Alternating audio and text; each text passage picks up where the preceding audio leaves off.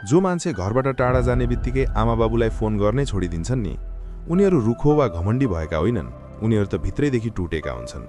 मनोविज्ञानमा यसलाई अभोइडेन्ट attachment style भनिन्छ।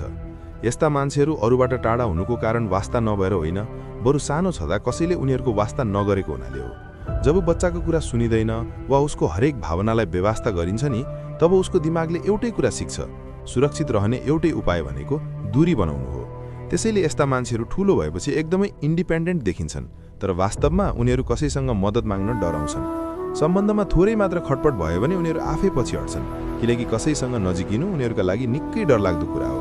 यस्ता मान्छेहरूले भावनाहरू छिटै महसुस गर्दैनन्। यो उनीहरू पत्थरको मुटु भएर होइन, बरु वर्षौंदेखि आफ्ना भावनाहरू दबाएर राखेको हुनाले हो।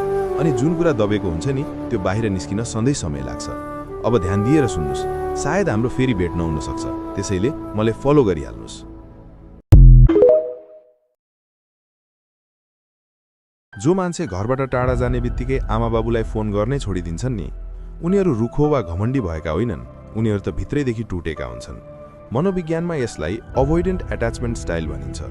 यस्ता मान्छेहरू अरूबाट टाढा हुनुको कारण वास्ता नभएर होइन, बरु सानो छँदा कसैले उनीहरूको वास्ता नगरेको हुनाले हो। जब बच्चाको कुरा सुनिँदैन वा उसको हरेक भावनालाई बेवास्ता गरिन्छ नि, तब उसको दिमागले एउटै कुरा सिक्छ, सुरक्षित रहने एउटै उपाय भनेको दूरी बनाउनु हो। त्यसैले यस्ता मान्छेहरू ठूलो भएपछि एकदमै इन्डिपेन्डेन्ट देखिन्छन्, तर वास्तवमा उनीहरू कसैसँग मद्दत माग्न डराउँछन्। सम्बन्धमा थोरै मात्र खटपट भयो भने उनीहरू आफै पछि हट्छन्, किनकि कसैसँग नजिकिनु उनीहरूका लागि निकै डरलाग्दो कुरा हो। यस्ता मान्छेहरूले भावनाहरू छिटै महसुस गर्दैनन्। यो उनीहरू पत्थरको मुटु भएर होइन, बरु वर्षौंदेखि आफ्ना भावनाहरू दबाएर राखेको हुनाले हो। अनि जुन कुरा दबेको हुन्छ नि, त्यो बाहिर निस्किन सधैँ समय लाग्छ। अब ध्यान दिएर सुन्नुस्, सायद हाम्रो फेरि भेट नहुन सक्छ, त्यसैले मलाई फलो गरिहाल्नुस्।